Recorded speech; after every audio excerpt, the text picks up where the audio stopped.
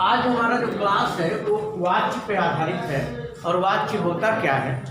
Actually में वाच्य जो होता है क्रिया का एक ऐसा ट्रांसफॉर्मेशन, एक ऐसा रूपांतरण जिससे यह पता चलता है कि जो सेंटेंस दिया जा रहा है, जो वाक्य दिया जा रहा है, इसमें कर्ता, कर्म या भाव इनमें से किसकी प्रधानता है। ठीक है, कर्ता, कर्म या भाव इनमें से किसकी प्रधानता है। जैसे मान लीजिए हमने कह दिया कि राम पुस्तक पढ़ता है। ठीक है, तो राम पुस्तक पढ़ता है। अब यहाँ पे राम शब्द जो है वो कर्ता है और कौन पुस्तक पढ़ता है? राम पढ़ता है। तो राम पे ज़्यादा फोकस किया जा रहा है। ठीक है, तो ये जो है पता चल जा रहा है कर्ता की प्रधानता है। अब कोई ऐसा वाक्य हमने दे दिया कि जो है जिसमें ये कह दे कि पुस्तक पढ़ी गई, पुस्तक पढ़ी गई, तो यहाँ पे किसकी प्रधानता है? अब कर्ता बिल्कुल साइलेंट है। ठीक है, और कर्म की प्रधानता कर दी गई, तो ये कर्मवाच्य, ये जो है कर्मवाच्य हो गया। पिछले वाले में राम पुस्तक पढ़ता है, उसमें राम की प्रधानता थी ना, कर्ता की प्रधानता थी, इसलिए वो कर्तृवाच्य होता है, एक्टिव वॉइस। ठीक है, एक्टिव वॉइस, और ये पैसिव वॉइस। ठीक है, तो वाच्य जो है वो 3 प्रकार का होता है। किसी वाक्यों में भाव की प्रधानता आती है, जैसे मुझसे रहा नहीं जाता, मुझसे सहा नहीं जाता, मुझसे देखा नहीं जाता। इसमें ज़्यादातर निगेटिव सेंटेंस ही आते हैं, लेकिन भाव पाया जाता ना किए जाने का, ना रहे जाने का, ना खाए जाने का। जैसे आप लोग बीमार होते हैं तो कहते हैं मुझसे रहा नहीं जा रहा है। चोट लग जाती है तो आप कहते हैं मुझसे सहा नहीं जा रहा ना। किसी को कुछ कहना होता है, कुछ स्पेशल बात, तो कहते मुझसे कहा नहीं जाता। ठीक है, तो रहा नहीं जाता, सहा नहीं जाता, कहा नहीं जाता। तो ये इस तरह का जहाँ पे भावना की प्रधानता होती है। ठीक है, न कर्ता की न कर्म की, वो जो है वो वाच्य भाववाच्य होता है। ठीक है, तो हिंदी में कितने प्रकार के वाच्य होते हैं? 3। कौन कौन से?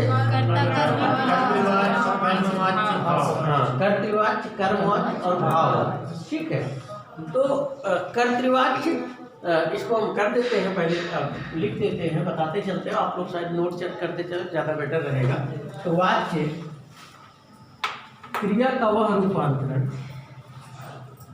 क्रिया का वह रूपांतरण जिससे यह पता चले कि वाक्य में कर्ता, कर्म या भाव में से किसकी प्रधानता है, किसकी प्रधानता है। ठीक है, अब वाच्य के भेद की अगर हम बात करते हैं, वाच्य के भेद, तो इसको देखेंगे तो 3 प्रकार का होता है। ये आपका जो है कर्तृवाच्य, कर्तृवाच्य। ठीक है, तो इसे हम एक्टिव वॉइस कह सकते हैं। एक्टिव कर्तृवाच्य। दूसरा आपका है कर्मवाच्य,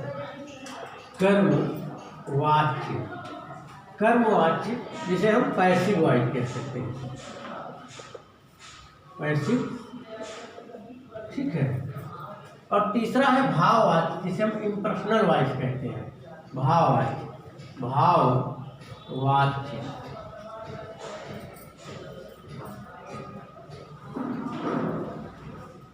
इम्पर्सनल वॉइस। इम्पर्सनल वॉइस वहाँ नहीं होता, इंग्लिश में नहीं होता, आपके हिंदी में होता है। ठीक है, कर्तृवाच्य क्या है? तो कर्तृवाच्य जिसमें कर्म की प्रधानता, कर्ता की प्रधानता होती है। कर्ता प्रधान होता है या कर्ता की प्रधानता होती है, जिसमें कर्ता की प्रधानता होती है। यानी ऐसा वाच्य या क्रिया का वह रूपांतरण जिससे यह ज्ञात हो कि कर्ता की प्रधानता है, वो कर्तृवाच्य होता है। जैसे फॉर एग्जाम्पल उदाहरण दे देते, माने किसी का ले लेते, माने किरण क्या करती है? पत्र लिखती है। Very good. पत्र तो जमाना खत्म हो गया, पहले लिखते थे लोग, अब तो व्हाट्सअप करते हैं। किरण पत्र लिखती है, ठीक है। तो यहाँ पर जो है आप देखेंगे ये वाक्य जो है ये क्या है? किरण करता है, ठीक है। पत्र क्या है? कर्म है। और ये लिखना क्या है? क्रिया है। और ये सहायक क्रिया है, ठीक है। अब देख रहे वाक्य को जब पढ़ेंगे तो आपको लग रहा है कि जो है कि इसमें प्रधानता किसकी? किरण पत्र लिखती है। किरण पत्र लिखती है तो इसमें पता चल रहा है कि किरण की प्रधानता है। किरण इसमें मेन है, ठीक है। अगर किरण को छिपा देते हैं, हाइडिंग कर देते हैं, तो पत्र लिखती है। तो पत्र लिखती है तो इसमें पता नहीं चल रहा है कौन पत्र लिखता है, ठीक है। लेकिन अगर किरण को ला देते हैं तो ये जो है इसमें पता चल जा रहा है कि किरण पत्र लिखती है। तो किरण यानी कर्ता की प्रधानता होने के कारण ये कर्तृवाच्य होता है, ठीक है। कर्तृवाच्य के 5 भेद होते हैं, उस भेदों को अभी हम बाद में बताएंगे। पहले तीनों वाक्यों को समझ लीजिए, फिर उसके बाद कर्मवाच्य जिसमें कर्म की प्रधानता होती है। कर्म की प्रधानता होती है, वो क्या कहलाता है? कर्मवाच्य। आप लोग लिख सकते हो उसमें कर्मवाच्य कहलाता है। मतलब साइड में व्हाइट बोर्ड पे ज़्यादा आएगा नहीं, ठीक है। बाकी किताब में तो बहुत लंबी लंबी परिभाषाएं लिखी हुई है, आप हो सकता है पढ़े उलझ जाए, लेकिन उस सबको मैं आपको कंक्लूजन करके निष्कर्ष के रूप में दे रहा हूँ ताकि चीज़ें आपको समझ में आ जाए। अब देखिए उदाहरण देते हैं हम, एग्जाम्पल। पत्र लिखा गया। इसमें कर्ता दिख रहा है क्या? पत्र लिखा गया। दूसरा उदाहरण दे दिए, पुस्तक पढ़ी गई। क्या की गई? पढ़ी गई।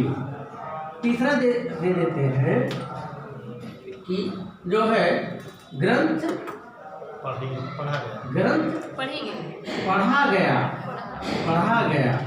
पुस्तक पढ़ी गई, पुस्तक स्त्रीलिंग हो गया, ग्रंथ पढ़ा गया, ठीक है। मान लीजिए एक और दे दिए कि पत्र प्रतिभा के द्वारा लिखा गया। प्रतिभा के द्वारा लिखा गया। लाइन पूरा आ नहीं रहा है तो जगह कम पड़ जाएगा, तो मैं यही कर देता हूँ, द्वारा लिखा गया। इन वाक्यों में देख रहे हैं आप कि जो है प्रधानता किसकी है। मान लीजिए यहाँ देखेंगे तो पत्र प्रधान है, ठीक है, कर्म है पत्र। पुस्तक यहाँ प्रधान है, सारे लोग देखेंगे पुस्तक यहाँ प्रधान है। और तीसरे वाक्य में ग्रंथ प्रधान है। और चौथे वाक्य में कर्ता जरूर है, लेकिन कर्ता जो है वो मायने नहीं रख रहा है, पत्र मायने रख रहा है। वाक्य को पढ़ने के बाद ये चीजें निकल के आ रही है कि जोर किस पे दिया गया? पत्र पे। तो पत्र प्रतिभा के द्वारा लिखा गया, ठीक है। तो यहाँ पे आपने देखा कि जो है कर्म की प्रधानता होने के कारण उपर्युक्त वाक्य जो है वो कैसे है?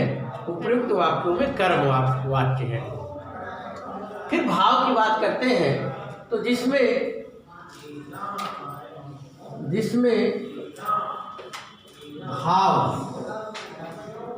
भाव या ब्रैकेट में क्रिया कह सकते हैं। भाव क्या है? भाव एक्शन ही तो है, भाव एक क्रिया ही तो है, ठीक है। भाव या क्रिया की प्रधानता हो, भाव या क्रिया की प्रधानता हो प्रधानता हो वो क्या कहलाता है? भाववाच्य कहलाता है। फॉर एग्जाम्पल मुझसे रहा नहीं जाता, रहा नहीं जाता है, मुझसे रहा नहीं जाता है। एक बार आया भी था ये किसी एग्जाम में, ठीक है। तुमसे कहा नहीं जाता है, कहा नहीं जाता है। मान लीजिए किसी का नाम ले ले या किसी का नाम ले ले तो मान लीजिए किसी को कह दे आदित्य से, ठीक है, इतना दुख सहा नहीं जाता है, सहा नहीं जाता है, ठीक है। उससे कहा नहीं जाता, मुझसे रहा नहीं जाता, ठीक है। खाया नहीं जाता, पिया नहीं जाता, फिर रोया नहीं जाता, सोया नहीं जाता, ठीक है। चलिए, खेला नहीं जाता, पढ़ा नहीं जाता, ठीक है। मान लीजिए किसी का नाम लेते हैं आज, किरण को राडार पे लिया गया है। किरण से खाया नहीं जाता, खाया नहीं जाता है, ठीक है। और किसी को नाम ले लेते हैं इधर, संजय संजेरा से, संजय से क्या नहीं किया जाता? संजय लिखा नहीं जाता, लिखा नहीं जाता, ठंडी ज़्यादा लग रही है, लिखा नहीं जाता, नहीं जाता है, ठीक है। तो ये आपने देखा, इस तरीके से ये आपका वाच्य हो गया। इसमें हम एक्टिव वॉइस यानी कर्तृ वाच्य में और उदाहरण दे देते हैं। उदाहरणों की कमी दिख रही है तो आप देख सकते हैं कि जो है किरण पत्र लिखती है, मान लीजिए ले लेते हैं सुरेंद्र क्रिकेट खेलते हैं, क्रिकेट खेलता है। राधिका गाना गाती है, राधिका गाना गाती है,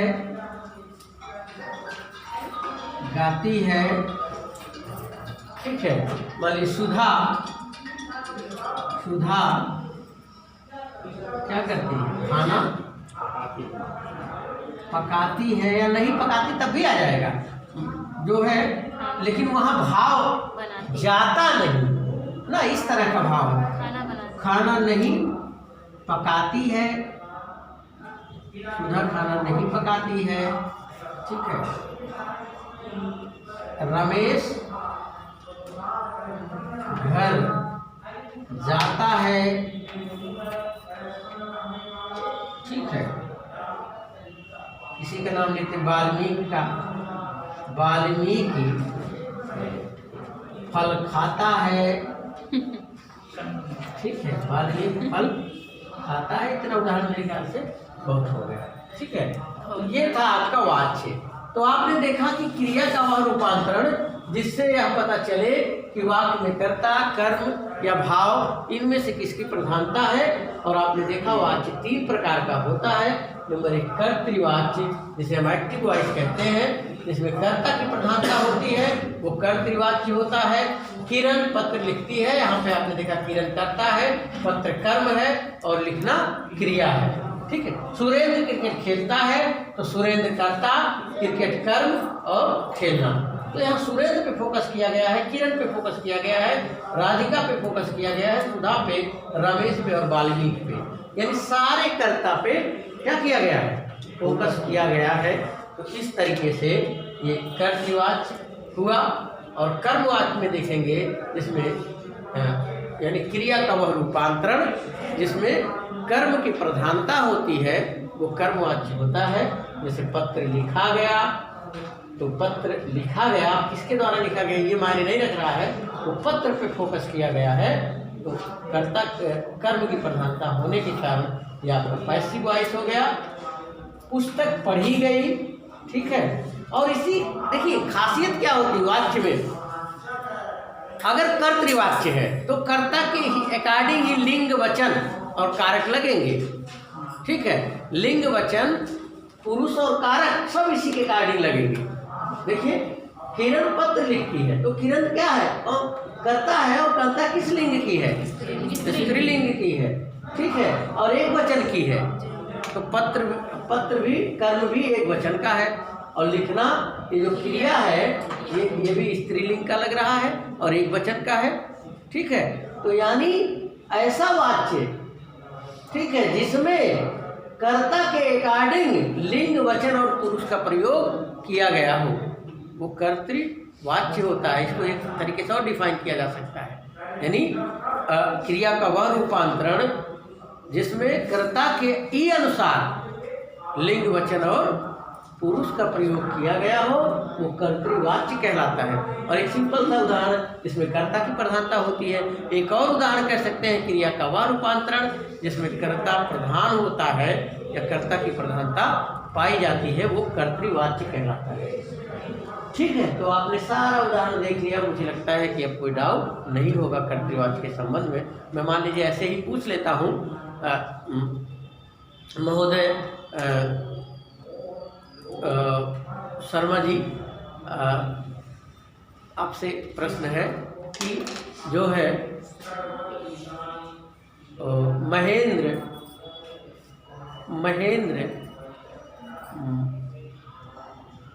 हॉकी खेलता है, महेंद्र हॉकी खेलता है, तो ये कैसा वाच्य है? कर्तृवाच्य, एक्टिव वॉइस। क्लियर हुआ ना? अब अगर आप ही से हम पूछे कि राधिका भोजन पकाती है, कैसा वाच्य हुआ? कर्तृवाच्य। ठीक है, अब हमने कह दिया कि हॉकी राधिका के द्वारा खेली जाती है, कर्मवाच्य। क्लियर? राधिका से खेला नहीं जाता है। ठीक है, एक ही शब्द से मैंने कह दिया। मान लीजिए किसी का नाम ले लेते हैं, गीता का नाम ले लेते हैं। गीता पत्र लिखती है, कौन सा वाच्य हो गया? कौन सा वाच्य? कर्तृवाच्य। कर्तावाच्य नहीं, उसको कर्तृ कहते हैं, एक्टिव वॉइस। ठीक है, अब देखिए एक ही शब्द को हम तीन तरीके से वो कर देते हैं, क्लियर हो जाएगा। गीता पत्र लिखती है, कर्तृवाच्य। पत्र गीता के द्वारा लिखा जाता है, कर्मवाच्य।